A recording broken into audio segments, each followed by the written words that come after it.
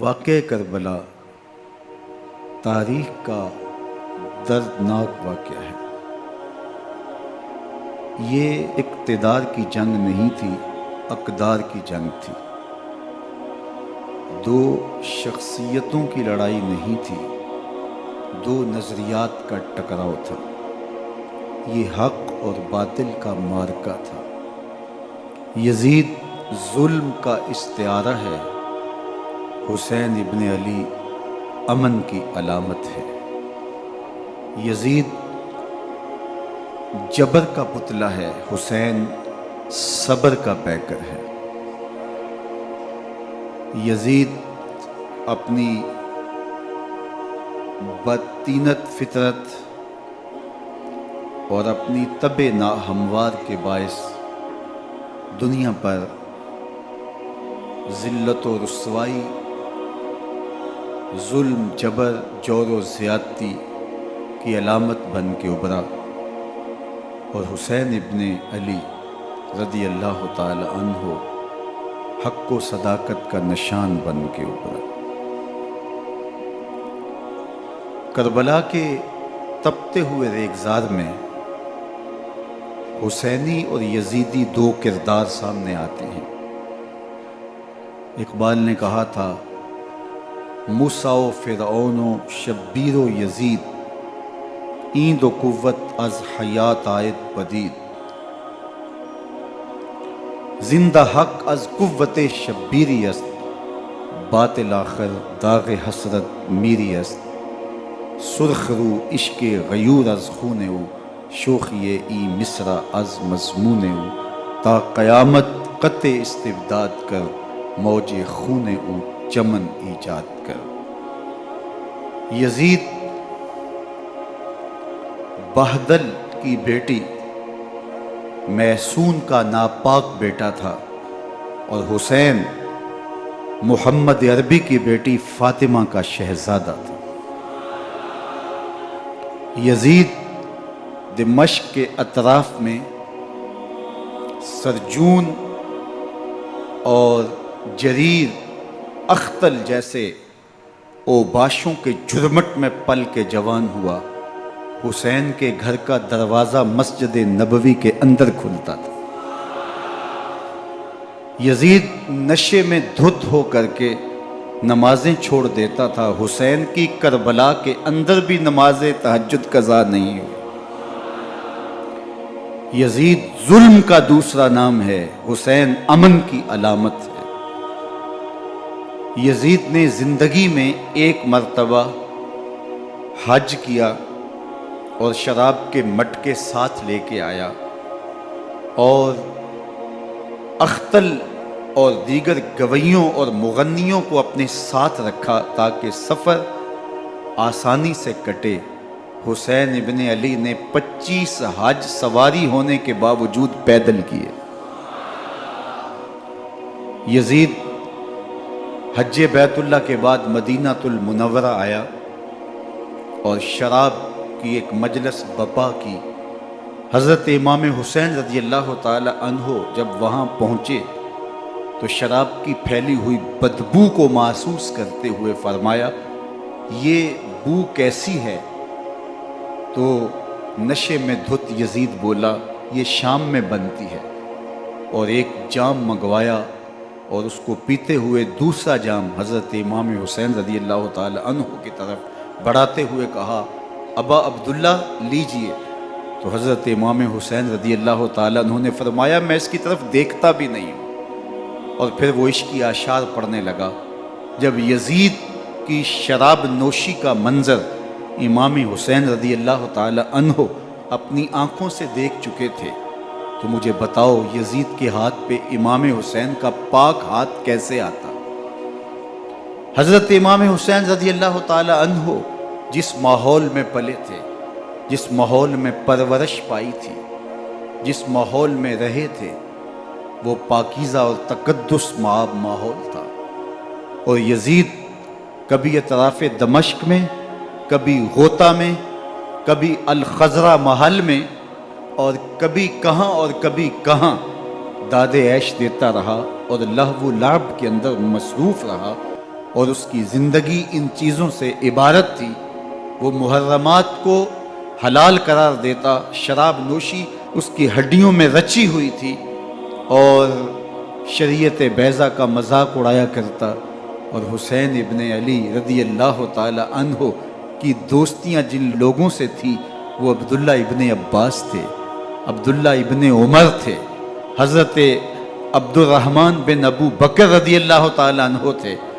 یزید تو جوا کھیلتا رہا، یزید تو قمار بازی کرتا رہا، یزید تو شراب نوشی کرتا رہا، اور حسین ابن علی مسجد نبوی کے منبر میں حضور کے پہلوؤں میں بیٹھتے رہے۔ زمانے نے وہ منظر دیکھا کہ سرخ رنگ کے جوڑے پہنے ہوئے حسنین کریمین حجرہ فاطمہ سے نکلتے ہیں، کم عمری کی وجہ سے کبھی گرتے ہیں کبھی سنبھلتے ہیں، اور آقا کریم خطبہ ارشاد کر رہے ہیں، خطبہ چھوڑ کے حضور نے شہزادوں کو اٹھا لیا۔ وہ منظر بھی زمانے نے دیکھا۔ حضرت عبداللہ بن شداد کہتے ہیں کہ حضور سجدے میں تھے اور سجدہ اتنا طویل ہو گیا، ہمیں لگا یا تو وحی کا نزول ہو رہا ہے یا پھر اللہ کا حکم آ گیا اور اللہ کے محبوب کی روح قبض کر لی گئی۔ لیکن میں نے جب نظریں اٹھا کے ننکیوں سے دیکھا تو کیا منظر تھا کہ حسین ابن علی حضور کی پشت پہ بیٹھے ہوئے اور میرے آقا سجدے کو طول دے رہے ہیں۔ اللہ اکبر! حسین کے لیے پیغمبر کے سجدوں کو طول دیا جا رہا ہے۔ حسین ابن علی کبھی منبر پہ حضور کی اطراف میں بیٹھتے ہیں۔ وہ منظر بھی دنیا نے دیکھا کہ حضور کے مبارک کندھوں پر حسین ابن علی بیٹھے ہیں اور حضور کی زلفوں کو پکڑا ہوا ہے۔ تو حضرت عمر رضی اللہ تعالیٰ عنہ دیکھ کے کہتے ہیں واہ واہ کیسی سواری میسر آئی حسین ابن علی کو۔ تو میرے آقا مسکرا کے کہتے ہیں عمر سواری دیکھتے ہو سوار بھی تو دیکھو۔ اللہ اکبر! حضرت اسامہ بن زید بن حارثہ رضی اللہ تعالیٰ عنہ فرماتے ہیں رات کا ایک پہر گزر گیا اور مجھے حضور سے کوئی کام تھا۔ میں آقا کریم کی خدمت میں حاضر ہوا، در دولت پہ دستک دی۔ حضور تشریف لائے تو چادر اوڑی تھی، بکل کی ہوئی تھی میرے حضور نے، تو میں نے اپنی حاجت کہی تو حضور نے میری حاجت پوری کر دی۔ لیکن ایک منظر میں نے دیکھا کہ حضور نے جو چادر کی بکل فرمائی تھی اس کے اطراف میں پہلوؤں میں ابھار تھے، جس طرح اندر کوئی ہو۔ مجھ سے نہ رہا گیا، میں نے پوچھ لیا، میں نے کہا بندہ نواز چادر کے اندر کیا ہے؟ فَكَشَفَهُ، تو حضور نے چادر کو کھول دیا۔ فَإِذَا الْحَسَنُ وَالْحُسَيْنُ عَلَىٰ وَرِكَيْهِ، تو کہتے ہیں میں نے اپنی آنکھوں سے دیکھا ایک پہلو سے امام حسین لپٹے ہوئے تھے، ایک پہلو سے امام حسن لپٹے ہوئے تھے۔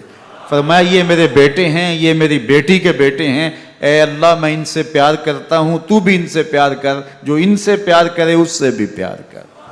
ان کی محبت کا درس دیا، ان کے پیار کا سبق پڑھایا، کہا ان سے پیار کرنے والا میرے سے پیار کرنے والا ہے، ان سے بغض رکھنے والا میرے سے بغض رکھنے والا ہے۔ ان کی تکلیف حضور کو بے چین کر دیتی تھی۔ حضرت سیدہ فاطمہ الزہرا رضی اللہ تعالی عنہ کے گھر کے قریب سے گزرے تو حضرت امام حسین کے رونے کی آواز آ رہی تھی، تو آقا کریم علیہ السلام نے فرمایا کہ فاطمہ حسین کو چپ کرواؤ، اللہ تعالیٰ ان بقاءہ یوزینی، تو جانتی نہیں حسین کا رونا مجھے دکھ دیتا ہے۔ حسین ابن علی کو حضور رونے نہیں دیتے تھے، ان کو دکھی نہیں ہونے دیتے تھے، کیونکہ رسول اللہ صلی اللہ علیہ وسلم جانتے تھے کہ یہ کتنے دکھ سہے گا، کتنی تکلیفوں سے گزرے گا اور کتنے مصائب سہے گا۔ زمانے نے وہ گھڑیاں بھی دیکھیں کہ حضرت حذیفہ بن یمان رضی اللہ تعالیٰ عنہ فرماتے ہیں کہ میں حضور کی خدمت میں نماز مغرب کی ادائیگی کے لیے حاضر ہوا، اور میں نے یہ اجازت خاص طور پہ اپنی ماں سے اس شرط پہ لی تھی کہ امی آپ مجھے اجازت دیں، میں حضور کی خدمت میں حاضر ہوتا ہوں، مغرب کی نماز بھی ادا کروں گا اور پھر حضور سے عرض کروں گا حضور میرے لیے اور میری ماں کے لیے بخشش کی دعا کر دیجئے۔ ماں نے اس شرط پہ اجازت دے دی اور میں حضور کی خدمت میں آ گیا، نماز مغرب ادا کی، سلام پھرا تو میرے دل میں آرزو تھی میں حضور سے عرض کروں حضور میرے لیے اور میری ماں کے لیے مغفرت کی بخشش کی دعا کر دیں، لیکن حضور عبادات میں ذکر میں نوافل میں ایسے مشغول ہوئے کہ میں آرزو رکھنے کے باوجود بھی عرض نہ کر سکا۔ خیر نماز عشاء کا وقت ہوا، اذان پکاری گئی، حضور مصلی پہ آئے، نماز پڑھی، سلام پھرا، تو میرے دل میں پھر خیال آیا کہ ماں سے ایک نماز کی چھٹی لی تھی، نمازیں بھی 2 ہو گئیں، ماں نے جاتے پوچھنا ہے حضور سے میرے لیے اور اپنے لیے مغفرت کی بخشش کی دعا کروائی تھی تو کیا جواب دوں گا؟ اور حضور اٹھے اور کاشانہ اقدس کی طرف چل دیے۔ اب میرے دل میں یہ خیال رہ کے آ رہا تھا کہ ماں کو کیا جواب دوں گا؟ میں تو حضور سے بخشش و مغفرت کی دعا کروا ہی نہیں سکا۔ جب حضور چل پڑے تو غیر ارادی طور پہ میں بھی حضور کے پیچھے چل پڑا۔ چلنے میں تھوڑی سی رفتار تیز ہو گئی جس سے قدموں کی آہٹ پیدا ہوئی، تو جب آواز پیدا ہوئی تو حضور نے رخ پھیرے بغیر فرمایا من ھذا، میرے پیچھے پیچھے کون آ رہا ہے؟ پھر خود ہی کہا حذیفہ تو نہیں؟ تو میرا دل دھڑک رہا تھا، قلت نعم، میں نے کہا جی جی حضور میں حذیفہ ہوں۔ فرمایا ما حاجتوں کا غفر اللہ لک ولامک، کیا کام ہے؟ اللہ تجھے بھی بخش دے، تیری ماں کو بھی بخش دے۔ اب جو کام تھا وہ جنبش لب سے پہلے ہی ہو گیا، یہاں تو لفظوں کا سہارا بھی نہیں لینا پڑتا، وہ بند لبوں کی بولیاں بھی سنتے ہیں۔ اقبال بولا ہے فروغت صبح آثار و دہور، چشم تو بی نندائے ما فی الصدور، تیری نظر تو سینوں کے چھپے راز بھی دیکھتی ہے۔ تو کہا ما حاجتوں کا غفر اللہ لک ولامک، اللہ تجھے بخش دے، تیری ماں کی بھی مغفرت کر دے، کیا کام ہے؟ اب جو کام تھا وہ تو ہو گیا۔ تو میرے حضور نے ارشاد فرمایا حذیفہ سنو، ابھی ایک فرشتہ آیا ہے جو اس سے قبل دھرتی پر پہلے کبھی نہیں آیا، آج پہلی مرتبہ اللہ سے اجازت لے کے 2 کام کرنے آیا ہے۔ ایک تو مجھے سلام کرنے آیا ہے اور دوسرا خوشخبری دینے آیا ہے کہ آپ کی بیٹی فاطمہ جنتی عورتوں کی سردار ہے اور حسن اور حسین جنتی جوانوں کے سردار۔ ایک طرف یزید ناپاک میسون کا پلید بیٹا اور ایک طرف محمد عربی کا نواسا، فاطمہ کے دودھ کا اثر، علی المرتضیٰ کے خون کی تاثیر، رسول اللہ صلی اللہ علیہ وسلم کے کندھوں پہ بیٹھنے والا۔ ایک دن حضور نے امام حسین رضی اللہ تعالیٰ عنہ کے ہاتھ پکڑ لیے اور ان کے پاؤں اپنے پاؤں پہ رکھے اور پھر فرمایا بیٹے آگے بڑھو، اور ان کے پاؤں حضور کی پنڈلیوں پہ آئے۔ پھر کہا بیٹے اور آگے بڑھو، حتیٰ کہ ان کے پاؤں حضور کی رانوں پہ آئے۔ پھر فرمایا بیٹا اور آگے بڑھو، تو ان کے پاؤں حضور کے مبارک بطن اقدس پہ آئے۔ پھر بازوؤں کو کھینچ کے اپنے قریب کیا اور حسین ابن علی کے منہ میں اپنی زبان رکھ دی، اور وہ اس طرح چوس رہے تھے جس طرح کھجور چوسی جاتی ہے۔ تو اللہ کے محبوب علیہ السلام نے حسین ابن علی کو اپنی زبان کا لعاب دہن دے کر کے، وہ شیر رحمت دے کر کے، وہ کوثر و تسلیم سے پاکیزہ تر آب رحمت عطا کر کے ان کی ہمیشہ کے لیے پیاس بجھا دی، تاکہ کل کربلا کے تپتے ہوئے ریگزار میں حسین ابن علی کو پیاس کی شدت تنگ نہ کرے اور پائے استقلال میں لغزش نہ آنے پائے۔ ان نازوں سے پالے ہوئے حسین کو، ان محبتوں سے پالے ہوئے حسین ابن علی کو امتحان بھی اتنے بڑے درپیش تھے۔ یاری تیری سونا پر ازمیشاں تیریاں اگ، سونا پرکھیا جامدہ ہے نال اگاں دے لگ۔ جتنا بڑا شخص ہوتا ہے اتنی آزمائشیں بھی بڑی ہوتی ہیں۔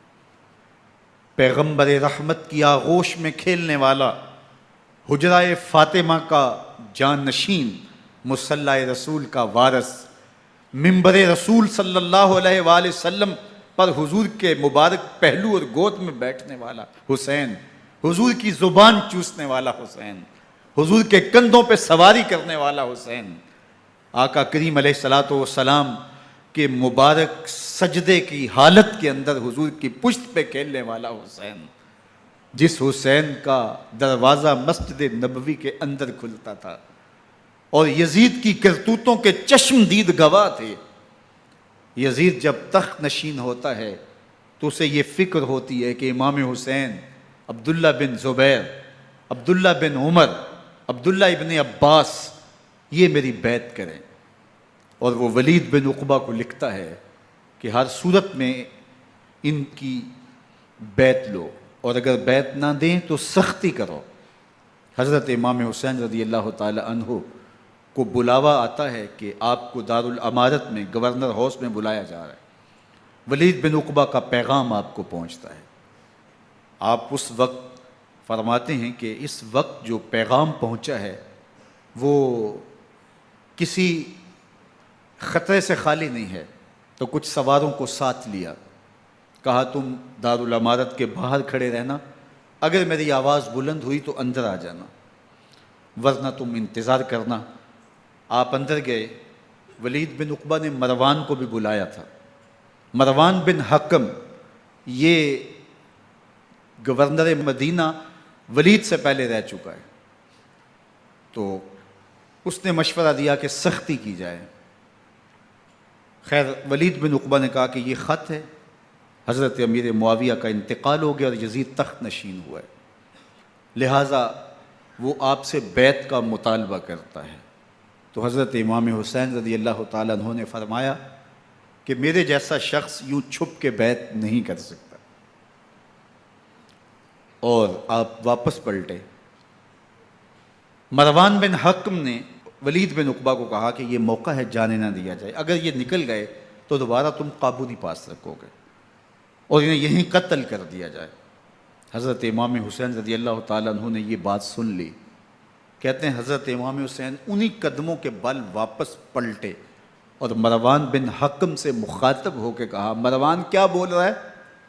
وہ خاموش ہو گیا۔ فرمایا تو جانتا نہیں ہم کون ہیں؟ آنا حسین ابن علی ابن ابی طالب، میں حسین ہوں، میں علی کا بیٹا ہوں، ہمارے گھر میں قرآن اترتا رہا ہے، وحی کا نزول ہوتا رہا ہے، اور یزید فاسق ہے، فاجر ہے، مسلمانوں کا قاتل ہے اور شرابی ہے، میں ڈنکے کی چوٹ پہ یزید کی بیعت سے انکار کرتا ہوں۔ بس حیدری کچھار سے محمدی شیر نکل آیا ہے۔ اب اوسان خطا ہو گئے، راستہ چھوڑ دیا، واپس آئے، سیدہ زینب سے ملے، کہا مدینے کو چھوڑنا پڑے گا۔ کہا بھیا کیا ہوا؟ کہا یزید بیعت لینے پہ مصر ہے اور میں کسی صورت بھی بیعت نہیں کروں گا۔ رسول اللہ کا مدینہ ہمارے خون سے لالہ زار بنے گا، میں نہیں چاہتا کہ حضور کے شہر نور کی حرمت پامال ہو۔ دوستو وہ کیسا منظر ہوگا جب حسین ابن علی نے آخری حاضری حضور کے روضے پہ دی ہو۔ حاجی یا معتمر 10 دن کے لیے، 8 دن کے لیے، 20 دن کے لیے مدینہ المنورہ عارضی سکونت اختیار کرتا ہے، اور حضور کے روضہ انور سے، اس شہر نور سے، ان گلیوں سے، ان بام و در سے ایسا مانوس ہو جاتا ہے کہ جب واپس پلٹ رہا ہوتا ہے ان دعاؤں کے ساتھ کہ دوبارہ آنا بھی نصیب ہو، اور اسے لگتا ہے کہ میں دوبارہ بھی بلایا جاؤں گا، لیکن اس کے باوجود شہر حبیب چھوڑنا قیامت سے کم نہیں ہوتا۔ اعظم چشتی مرحوم آخری بار جب حضور کے روضہ انور پہ گئے تو بیمار تھے، ویل چیئر پہ تھے۔ باب بقی سے باہر نکلے تو خادم سے کہا کہ میری ویل چیئر پیچھے سے کھینچو تاکہ میرا رخ روضہ انور کی طرف رہے، اور وہ پیچھے سے کھینچتا چلا جا رہا ہے، اور جب باب مکہ سے پیچھے جنت البقیع کے قریب سے گنبد خضرا نگاہوں سے اوجل ہونے لگا تو اعظم چشتی مرحوم نے کہا، جاں بدن سے نکلتی ہے اعظم، جاں بدن سے نکلتی ہے اعظم، کوئی آسان ہے مدینے سے جدا ہونا، کوئی آسان ہے مدینے سے جدا ہونا۔ یہ اس شخص کی کہانی ہے جو 10 دن، 5 دن، مہینہ، 2 ماہ وہاں رہتا ہے، اور پھر اس شہر کو چھوڑ کے آنا اس کے لیے آسان نہیں ہوتا۔ اور مجھے بتاؤ کہ حسین جو پیدا مدینے میں ہوا، جس کے گھر کا دروازہ مسجد نبوی کے اندر کھلتا تھا، جو مسجد نبوی کے اندر پرورش پا کے جوان ہوتا ہے اور مدینے کی گلیوں میں کھیلتا رہا، اس حسین ابن علی کے لیے مدینہ چھوڑنا، اور پھر وہ اس بات کا علم اور شعور رکھتے تھے کہ یہ آخری بار حضور کے در پہ حاضری ہے، دوبارہ اس شہر نور میں نہیں آ سکوں گا، تو کیا قیامت ہوگی اور کیا منظر ہوگا۔ محمد بن حنفیہ کے علاوہ خاندان نبوت کے جتنے لوگ تھے ان سب نے شہر مدینہ کو الوداع کہا، اور رات کے موقع میں مدینہ المنورہ کو، مسجد نبوی کو چھوڑ کر کے مکہ کی جانب عازم سفر ہوئے۔ 3 شعبان المعظم کو مکہ المکرمہ پہنچتے ہیں، ادھر کوفیوں کے خطوط آنے شروع ہو جاتے ہیں۔ حضرت امام حسین رضی اللہ تعالیٰ عنہ مسلم بن عقیل رضی اللہ تعالیٰ عنہ کو صورتحال معلوم کرنے کے لیے بھیج دیتے ہیں۔ 40,000 کوفی آپ کے ہاتھ پہ بیعت کر لیتے ہیں۔ ادھر 25 پیدل حج کرنے والے حضرت امام حسین 8 ذی الحج کو احرام باندھتے ہیں، لیکن آپ کو پتہ چلتا ہے کہ حاجیوں کے روپ میں قاتل چھپا دیے گئے، تو آپ اس احرام کو حج کی بجائے عمرے میں بدلتے ہیں اور کوفے کی جانب عازم سفر ہوتے ہیں۔ کائنات والو، ذرا سینے پہ ہاتھ رکھ کے دیکھو کہ یہ کتنا مشکل مرحلہ تھا۔ اس دین کی آبرو کو بچانے کے لیے حضرت امام حسین رضی اللہ تعالیٰ عنہ نے کتنا بڑا قدم اٹھایا۔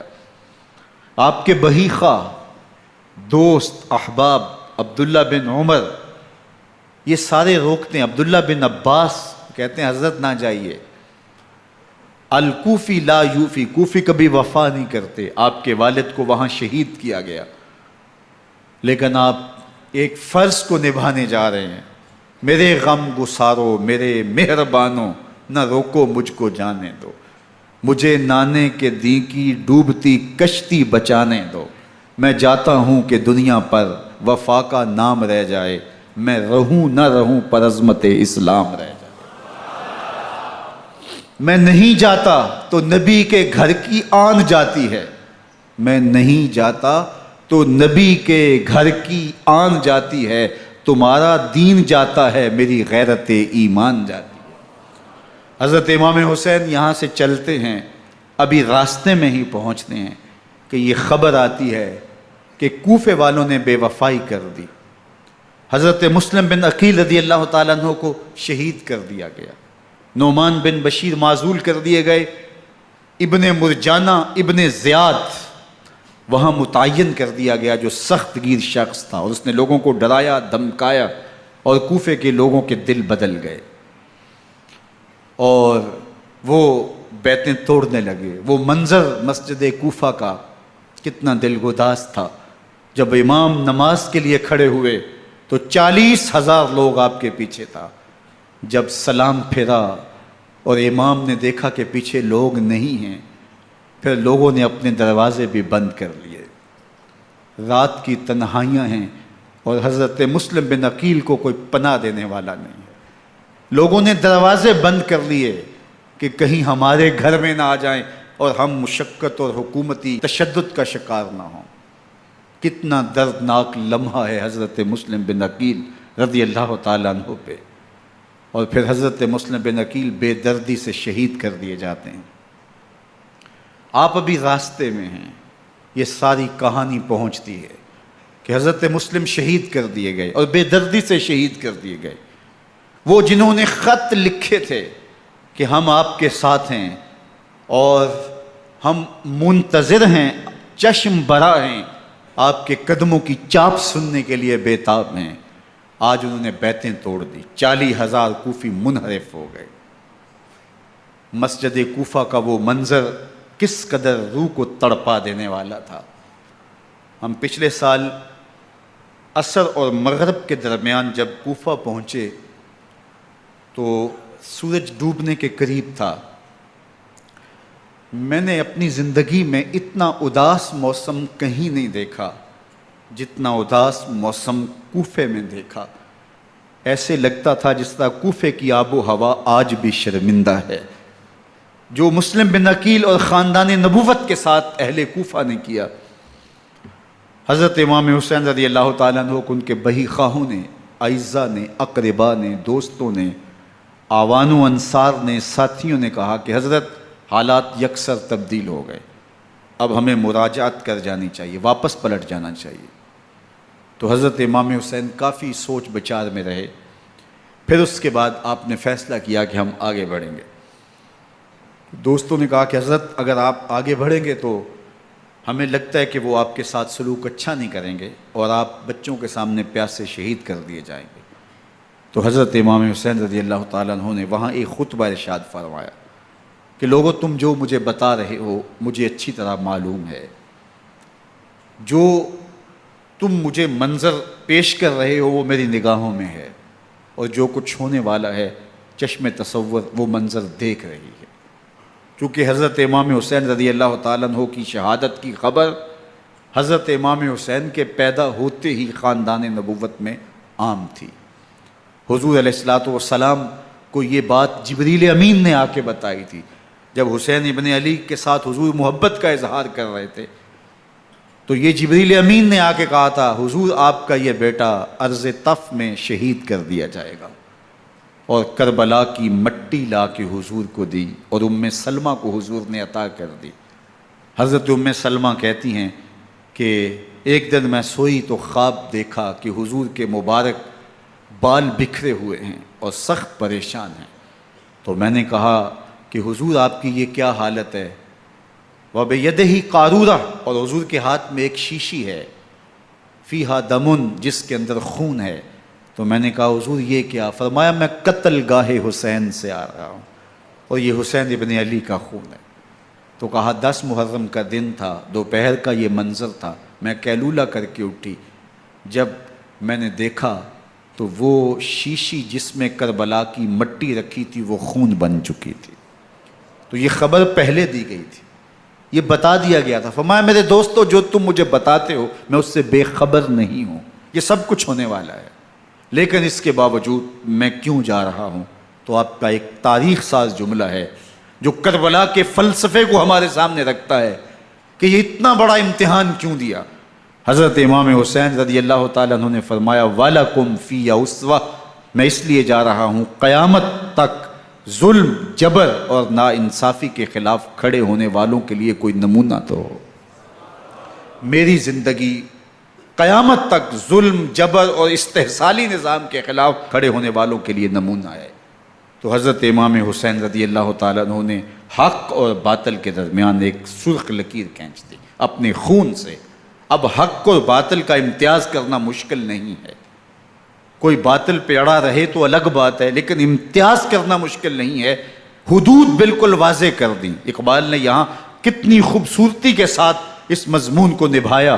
سرخ رو عشق غیور از خون او، شوخی این مصرع از مضمون او، تا قیامت قطع استبداد کر، موج خون او چمن ایجاد کر۔ ایک جہاں آباد کر دیا، حق اور باطل کی راہیں اجال دی۔ اب لوگوں کو یزید کا چہرہ پہچاننے میں دیر نہیں لگتی، وقت کے ہر یزید کا چہرہ آسانی سے پہچانا جا سکتا ہے۔ یہ معرفت زمانے کو کروائی کس نے؟ حسین ابن علی نے کروائی رضی اللہ تعالی عنہ۔ تو حضرت امام حسین نے فرمایا کہ جو میرے ساتھ ہونے والا ہے میں اچھی طرح جانتا ہوں، لیکن میں اس کے باوجود آگے بڑھوں گا۔ پھر بڑھے اور کربلا میں جا کے خیمہ زن ہو گئے۔ 7 محرم کو پانی بند کر دیا گیا۔ پانی بند ہوا تو کھانا بھی میسر نہیں تھا، لیکن ذکر پانی کا ہوتا ہے اس لیے کہ کھانے کے بغیر انسان کئی دن کاٹ لیتا ہے، لیکن پانی کے بغیر گزر نہیں ہوتی۔ تو فرات کی نہر سامنے اپنی موجوں کے ساتھ چمک رہی ہے، لیکن ایک قطرہ آب بھی آل رسول کو نہیں دیا جا رہا۔ کائنات کے اندر ایسے انوکھے امتحان بھی ہوتے ہیں۔ وارثوں ساقی کوثر کے، مالک ہوں حوض کوثر کے، اور بیٹے ہوں ساقی کوثر کے، اور آج ایک بوند پانی کی بھی میسر نہ ہو۔ صبر کا امتحان ہے، عزیمت کا امتحان ہے۔ حضرت امام حسین رضی اللہ تعالیٰ عنہ خیمہ زن ہو گئے۔ 3 دن تک پانی بند رہتا ہے۔ 9 محرم کو رات کی تنہائی میں حملہ آور ہونا چاہتے ہیں، لیکن آپ نے کہا کہ ہمیں اللہ کے حضور عبادت اور ذکر کے لیے وقت دیا جائے۔ ساری رات ذکر میں گزرتی ہے، عبادات میں گزرتی ہیں۔ رات کے اندھیرے میں آپ چراغ بجھا دیتے ہیں۔ آوان و انصار کو کہتے ہیں کہ ان کی دشمنی میرے ساتھ ہے، انہیں میرا خون چاہیے، اگر تم رات کی تاریکی میں نکل جاؤ تو میں تم سے کوئی مواخذہ نہیں کروں گا، اور یہ بھی تمہارا پیچھا نہیں کریں گے، اس لیے کہ ان کا مطلوب تم نہیں ہو، ان کا مطلوب میں ہوں۔ جب چراغ جلایا تو کوئی بھی نہیں گیا۔ مسلم بن نوسجہ کھڑے ہو کے کہتے ہیں حضرت اگر ہمارے بدن کو 70 بار کاٹا جائے اور جلایا جائے اور ہواؤں میں اڑا دیا جائے پھر بھی آپ کا ساتھ نہیں چھوڑیں گے۔ 70 سال کے بوڑھے ہیں حبیب بن مظاہر، کہتے ہیں حضرت آپ کو چھوڑ کے جائیں کہاں، آپ کو چھوڑ کے جائیں کہاں؟ کوئی ساتھ چھوڑنے کے لیے تیار نہیں ہے۔ پیاس ہے، سخت گرمی ہے، کربلا کا ماحول ہے، 72 افراد اور خاندان کی خواتین میدان کربلا میں خیمہ زن ہیں۔ دوسری طرف لشکر اعداء اشقیا 22,000 کی تعداد میں مقابلے میں، ایک روایت 30,000 کی ہے۔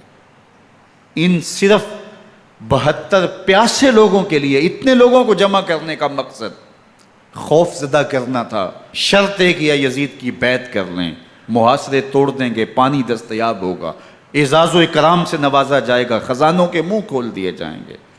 لیکن حسین ابن علی کہتے تھے سب کچھ لٹ جائے گا، باطل کے ہاتھ پہ ہاتھ نہیں رکھوں گا۔ اللہ اکبر۔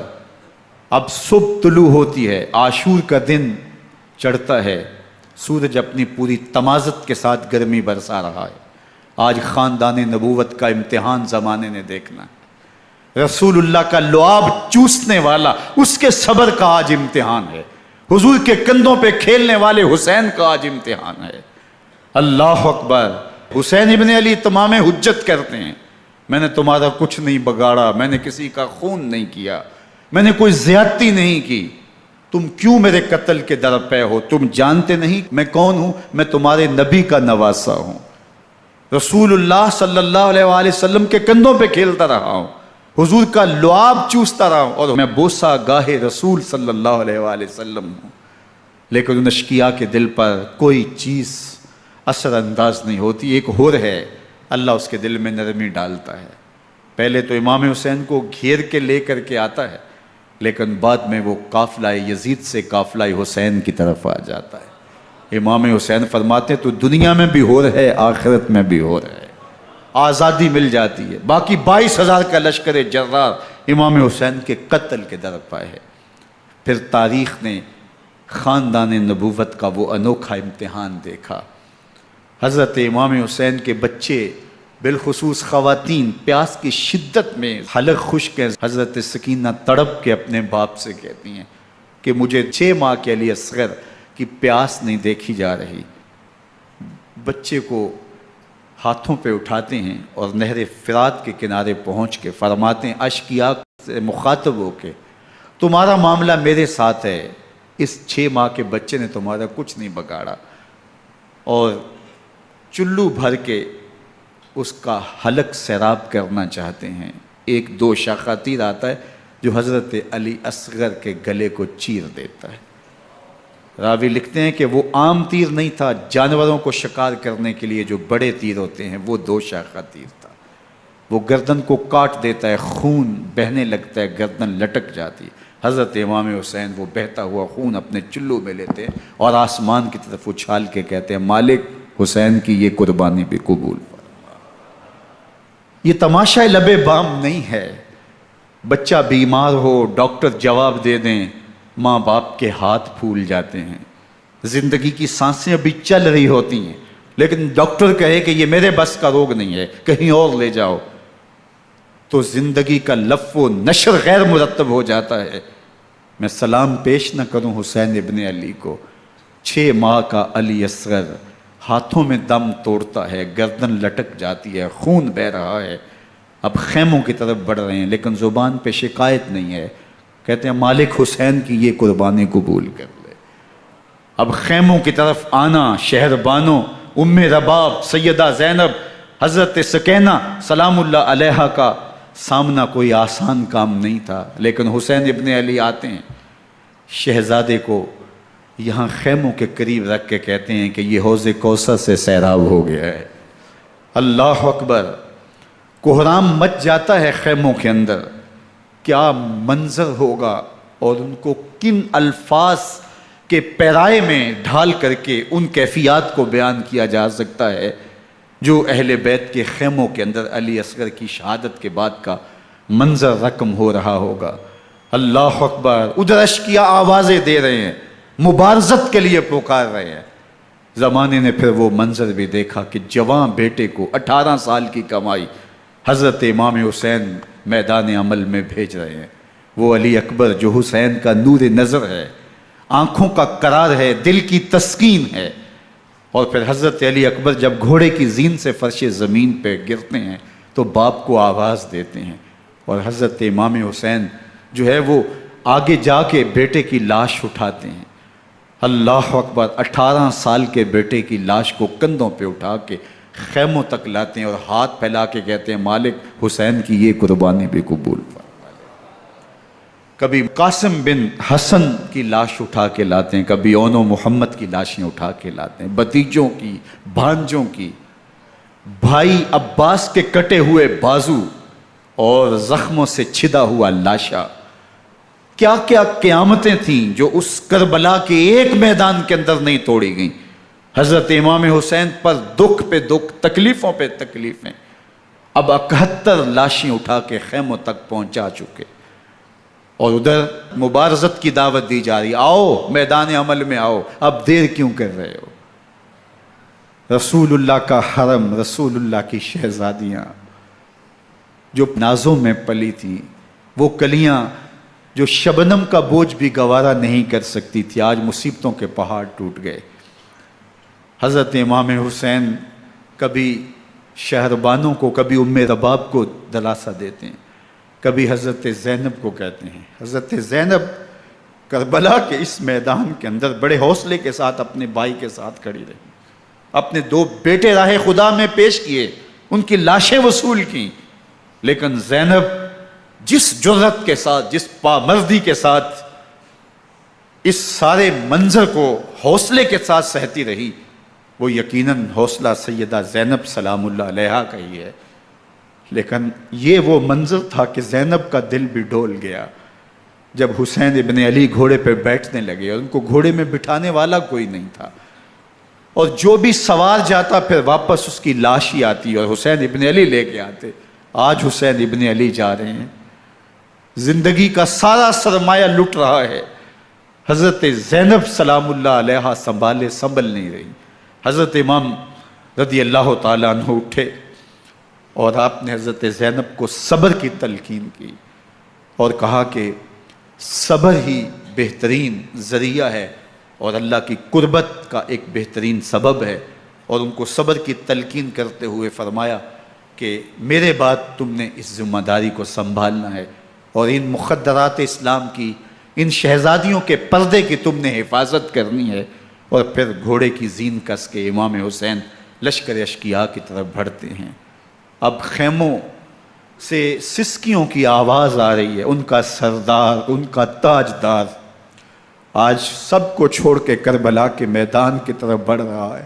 جرم کیا کیا، قصور کیا کیا، اس نے کیا زیادتی کی کہ آج نیزوں اور انیوں کے مقابلے میں 22,000 کا لشکر حضرت امام حسین پہ ٹوٹ پڑتا ہے۔ آپ پھر اتمام حجت کرتے ہیں، میں نے کسی کو قتل نہیں کیا، خون ناحق نہیں بہایا، میرے خون کے درپے کیوں ہو، اپنی آخرت کیوں برباد کرتے ہو، تم جانتے نہیں میں کون ہوں، میں تمہارے نبی کا نواسا ہوں۔ لیکن ابن زیاد کہتا ہے مقابلے میں آؤ۔ پھر حضرت امام حسین رضی اللہ تعالیٰ عنہ مقابلے میں آتے ہیں، اور جب گھوڑے کو ایڑ لگا کے دشمن اشقیاء پہ ٹوٹتے ہیں تو پھر ایسا منظر ہوتا ہے کہ وہ بھیڑ بکریوں کی طرح آگے بھاگتے ہیں۔ 71 زخم کلیجے پہ لیے شجاعت کا یہ پیکر جب میدان میں آتا ہے، آواز آتی، یہ کون ذی وقار ہے، بلا کا شاہ سوار ہے، لباس ہے پھٹا ہوا غبار سے اٹا ہوا، تمام جسم نازنی چدا ہوا کٹا ہوا، یہ نبی کا نور عین ہے، یہ بالیقین حسین ہے، یہ حسین ابن علی ہے رضی اللہ تعالیٰ عنہ۔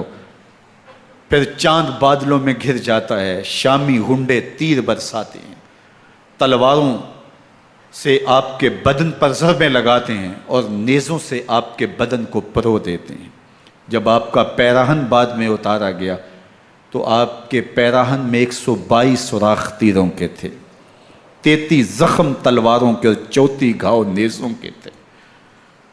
جب گھوڑے کی زین سے فرش زمین پر آئے، بدن چھلنی تھا، زخم زخم سے خون بہہ رہا تھا، 3 دن کا پیاسا حسین، اللہ اکبر، بدن زخموں سے چور، 71 لاشیں کلیجے پہ لیے، مخدرات اسلام کے پردے کا خیال دل میں الگ ہے، لیکن گھوڑے کی زین سے جب فرش زمین پہ امام حسین آتے ہیں، زبان پہ ہائے نہیں، نالا و شیون نہیں، چیخ و پکار نہیں، آتے ہی پیشانی سجدے میں رکھتے ہیں اور پکارتے ہیں اللہم ردن بقضائک وصبرن علی بلائک تسلیما لامرک سبحان ربی الاعلی۔ مالک گھر لٹا کے، بچے لٹا کے، خاندان سب کچھ قربان کر کے، اپنے بدن کو زخموں سے چھلنی کروا کے، تیروں اور نیزوں کی انیوں سے اپنے آپ کو زخمی کروا کے، تیرے حضور سر جھکا کے یہ اقرار کرتا ہوں کہ حسین تیری تقدیر پہ راضی ہے، مالک تو بھی بتا، تو بھی حسین پہ راضی ہوا ہے کہ نہیں ہوا۔ آواز آ رہی ہے، اس پیاسے پر علی شیر خدا کو ناز ہے، اس نواسے پر محمد مصطفیٰ کو ناز ہے۔ اوروں نے بھی سجدے کیے پر اس کا عجب انداز ہے، اس نے وہ سجدہ کیا جس پر خدا کو ناز۔ حسین ابن علی رضی اللہ تعالیٰ عنہ کا سر انور دستے قاتل نے تب کاٹا جب وہ سجدے میں جھکا ہوا تھا۔ یزید نے کہا میں بیعت لوں گا، امام حسین نے کہا کبھی بھی نہیں دوں گا، یہ سر کٹ سکتا ہے جھک نہیں سکتا۔ سر کاٹ کے نیزے کی نوک پہ چڑھا دیا گیا اور یہ اس بات کا اعلان تھا کہ ہم جیت گئے اور حسینی ہار گئے، اور لشکر یزید میں غوغا مچ گیا، نقارے بجنے لگے کہ ہم جیت گئے، دیکھو امام حسین شہید کر دیے گئے، اور سر کاٹ کے نیزے کی نوک پہ چڑھایا گیا۔ لیکن لشکر یزید سے ہی آواز آئی یہ کیسا سر ہے جو کٹ کے بھی سر بلندی ہے، کٹ گیا ہے پھر بھی اونچا ہے، اللہ اکبر، یہ سر سجدے میں کٹا ہے، رب کے حضور عبادت کی حالت میں کٹا ہے۔ حسین آج بھی سجدے میں ہے، اللہ اکبر، حسین آج بھی سجدے میں ہے، بلکہ کٹے ہوئے سر کا رخ زمین کی جانب تھا اور کٹی گردن آسمان کی طرف، یوں نیزے پہ پرویا گیا۔ اللہ اکبر، ایک شاعر نے نقشہ کھینچا، بآنکھ سر نیزے پہ اور سوئے زمیں ہے روح، یعنی سجدہ ثانی کی ہے آرزو۔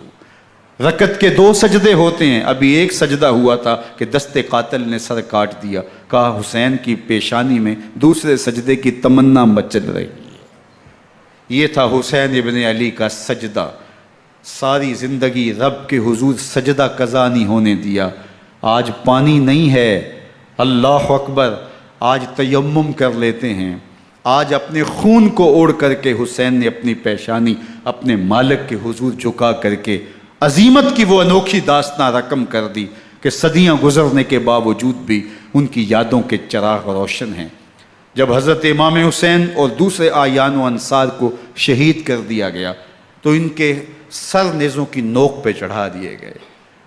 حضرت امام حسین کا کٹا ہوا سر اور باقی 71 افراد کے کٹے ہوئے سر نیزوں کی نوک پہ، اور 10 سواروں کو ابن سعد نے کہا کہ ان کو رون دو، اور گھوڑوں کی ٹاپوں تلے حضرت امام حسین رضی اللہ تعالیٰ عنہ اور ان کے آوان و انصار کو جو ہے وہ روندا گیا، حتیٰ کہ ان کی استخوان مبارک، ان کی ہڈیاں بھی چور چور ہو گئیں۔ روننے سے قبل ان کا لباس اتار لیا، ان کے کپڑے اتار لیے گئے۔ اللہ اکبر، کیسی دردناک گھڑیاں تھیں۔ یزید کا صرف یہی بد کرداری کا مرحلہ نہیں تھا، اس کربلا کے صحرا کے اندر یزید نے جس طرح امام حسین رضی اللہ تعالیٰ عنہ کو شہید کیا اور حضرت امام حسین کے خاندان کو شہید کیا، جب مدینہ المنورہ پر یزید نے مسلم بن عقبہ کو مقرر کیا، جس کو بزرگوں نے مصرب بن عقبہ کہا ہے، تو اس کو کہا 3 دن تک مدینے کا حرم تمہارے لیے حلال ہوگا، جو چاہو تم کرنا، اور شامی فوجوں کو اجازت ہوگی۔ تو وہاں بھی انہوں نے 10,000 تابعین اور 700 صحابہ کو شہید کیا۔ حضرت ابو سعید خدری رضی اللہ تعالیٰ عنہ گھر سے باہر نکلے، کافی بوڑھے ہو چکے تھے، تو انہوں نے حضرت ابو سعید خدری کو پکڑ لیا، کہا تم کون ہو؟ کہا مجھے ابو سعید خدری کہتے ہیں۔ تو کہا ہاں تمہارا نام سنا ہے، اور داڑھی سے پکڑ کے کھینچا اور کہا کہ ہے تمہارے پاس جو ہمیں دو؟ تو کہا کہ میرے پاس تو کچھ بھی نہیں، میں تو فقیر آدمی ہوں۔ تو ان کے گھر ان کو لے گئے، تو 2 کبوتر رکھے تھے حضرت ابو سعید خدری نے، تو وہ کبوتر لوٹ کے لے گئے۔ اللہ اکبر۔ حضرت ابن سنان رضی اللہ تعالیٰ عنہ کو، جو حضور کے علم بردار تھے فتح مکہ کے دن، ان کو ستو پہلے پلائے اور پھر ان کی گردن کاٹی گئی، اور کہا یہ ہے وہ ستو جو تم زندگی میں آخری بار پیو گے۔ ایک گھر میں داخل ہوئی شامی فوج، تو ایک خاتون کے ابھی بچہ پیدا ہوا تھا، اور قابلہ نے، دائیا نے وہ بچہ ماں کی چھاتی پہ لٹایا، اور وہ ماں کا پہلا دودھ پی رہا تھا۔ تو یہ جا کے کہنے لگے نکالو تمہارے پاس جو کچھ ہے۔ تو اس خاتون نے کہا تم جانتے ہو یہ بچہ کون ہے؟ تو انہوں نے کہا ہم نہیں جانتے۔ کہا یہ حضرت ابن ابی کبشہ انماری رضی اللہ تعالیٰ عنہ کا بچہ ہے، اور یہ وہ صحابی ہیں کہ جو بیعت الشجرہ کے موقع پہ حضور کے ہاتھ پہ بیعت کرتے ہیں۔ انہوں نے اس چیز کا لحاظ نہ کیا کہ جو کچھ ہے وہ ہمیں دو، ورنہ تیرے بچے کو نہیں چھوڑیں گے۔ تو ماں بچے سے مخاطب ہو کے کہتی ہے، ابھی بچہ پیدا ہوا ہے اور ماں سے پہلا دودھ پی رہا ہے، کہ بیٹے اگر میرے پاس کچھ ہوتا، وہ قیمتی سے قیمتی چیز بھی ہوتی، تیری جان کے لیے قربان کرتی، لیکن اس وقت میرے پاس کچھ ہے نہیں۔ تو ایک شکی آگے بڑھا اور بچے کو ایک ٹانگ سے پکڑ کے کھینچ کے دیوار کے ساتھ پٹک کے مارا، جس سے دماغ کا بھیجا نکل گیا۔ کیا کیا زیادتیاں نہیں کی۔ 700 صحابہ حرہ کے واقعہ میں شہید کیے یزید نے، اور 10,000 تابعین شہید کیے۔ مسجد نبوی میں ممبر رسول کے ساتھ گھوڑے باندھے، اور وہ ممبر رسول اور مصلی رسول کے قریب لید کرتے رہے۔ حضرت سید عبد المسیب فرماتے ہیں میں نابینا تھا اور حضور کے روضہ انور کے پاس بیٹھا تھا، اور یزید کے سپاہی آتے، جو بھی مسجد میں نظر آتا پکڑ کے لے جاتے، مجھے نابینا سمجھ کے چھوڑ دیتے، لیکن میں پریشان تھا کہ ظہر کا وقت ہوگا، عصر کا وقت ہوگا، مغرب عشاء کا وقت ہوگا، نہ اذان نہ اقامت نہ جماعت، تو کیسے مجھے پتہ چلے گا کہ نماز کا وقت ہو گیا، اور کیسی میری نمازوں کا کیا بنے گا؟ میں اس فکر میں بیٹھا تھا۔ لم ازل اسمع الاذان والاقامت من قبر رسول اللہ صلی اللہ علیہ وآلہ وسلم۔ فرماتے ہیں جب بھی پھر نماز کا وقت آیا، گنبد خضرا سے اذان کی بھی آواز آئی، اقامت کی بھی آواز آئی۔ 3 دن تک مسجد نبوی کے اندر گھوڑے بندے رہے، اور مدینہ کی حرمت پامال کی۔ مدینہ کے گھروں کے اندر یہ بدکماش داخل ہوئے، اور جو بدکاریاں انہوں نے کی، کلیجہ منہ کو آتا ہے۔ 1002 شیزائیں ان بدکاروں کی بدکاریوں کی وجہ سے کنواری حالت کے اندر حاملہ ہوئی۔ 3 دن تک مدینے کا حرم انہوں نے پامال کیا، اور پھر مکہ المکرمہ میں کعبۃ اللہ پر گولے برسائے، اور کعبہ کا غلاف جل گیا۔ وہ تو یزید مر گیا، اور حضرت عبداللہ ابن زبیر رضی اللہ تعالیٰ عنہ نے اپنی خلافت کا اعلان کیا۔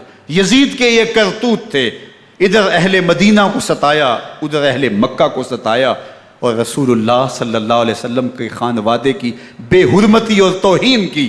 نہ صرف انہیں قتل کیا گیا، ان کی لاشوں پہ گھوڑے دوڑائے۔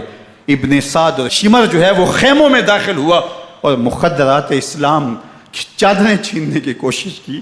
حضرت زینب سلام اللہ علیہ نے مخاطب ہو کے کہا ہمارے چہرے کے رکھوالے چلے گئے ہیں، ظالم تو خیال نہیں کرتا ہم رسول اللہ کی بیٹیاں ہیں۔ حضرت شہربانو، حضرت زین العابدین اور حضرت زینب سلام اللہ علیہم، ان تینوں کو ایک اونٹ پہ باندھا گیا، اور باقی اونٹوں پہ باقی سادات کو، حضور کی شہزادیوں کو باندھا گیا، رسیوں میں جکڑا گیا، اور اونٹوں پہ باندھ کر کے کوفے کی جانب آگے آگے شہیدوں کے سر چل رہے ہیں، اور پیچھے یہ قافلہ چل رہا ہے۔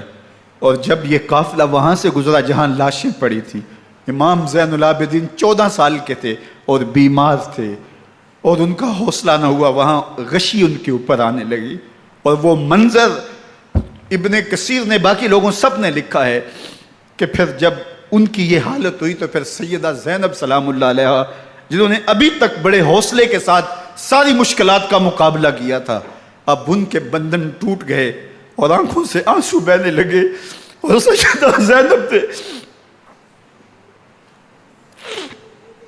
امام حسین رضی اللہ تعالیٰ عنہ کی لاش پہ کھڑے ہو کے، اور وہ روندی ہوئی لاش، ٹوٹی ہوئی ہڈیاں، اور وہ برینا بدن، کٹا ہوا سر نیزے کی نوک پہ، اور لاش یہ پڑی ہے، تو حضرت سیدہ زینب نے مدینے کی طرف منہ کر کے جو ہے وہ حضور سے فریاد کی، یا محمد آہو، یا محمد آہو، ھذا حسین بالآراء مزمل بالدماء، یا محمد آہو بناتوں کا سبایا۔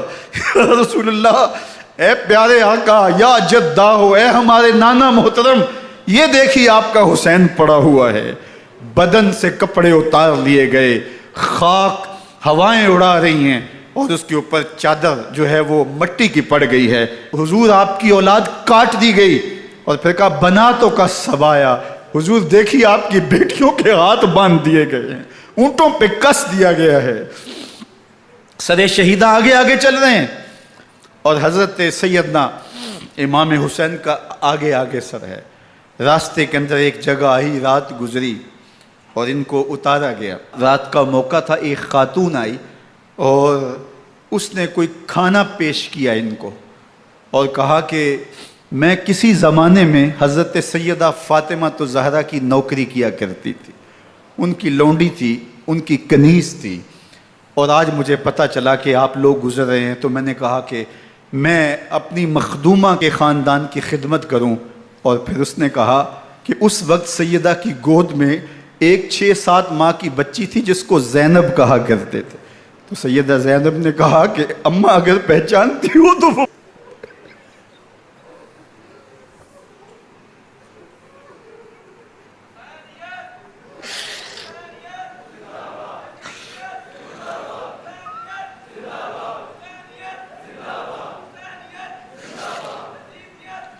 یہ تاراج اور لٹا ہوا کارواں پھر وہاں سے کوفے میں کیسے پہنچا، اور کوفے کے اندر سیدہ زینب سلام اللہ علیہا نے وہ یزید کے دربار میں، ابن زیاد کے دربار میں وہ جرأت آمیز جو باتیں کہیں، اللہ اکبر، زینب کی زبان میں علی کی خطابت بول رہی تھی، اور پھر دشمن اور دوست سارے رونے لگے، اور وہ کیا دل گداز منظر تھے۔ اور پھر یہ سروں کا قافلہ اور سادات کرام کا مشکیں کسی ہوئی ہیں اور اونٹوں پہ باندھے ہوئے، ان کو وہاں سے پھر قادسیہ، اور قادسیہ سے پھر دمشق یزید کے دربار میں پہنچایا گیا، اور وہاں سے یہ لٹے ہوئے خانمہ برباد تاراج لوگ مدینہ المنورہ میں کیسے پہنچے، اور اہل مدینہ نے کیسے استقبال کیا، اور وہ منظر کتنا دلگداز تھا جب اہل مدینہ زینب سے پوچھتے تھے زینب حسین کہاں ہے؟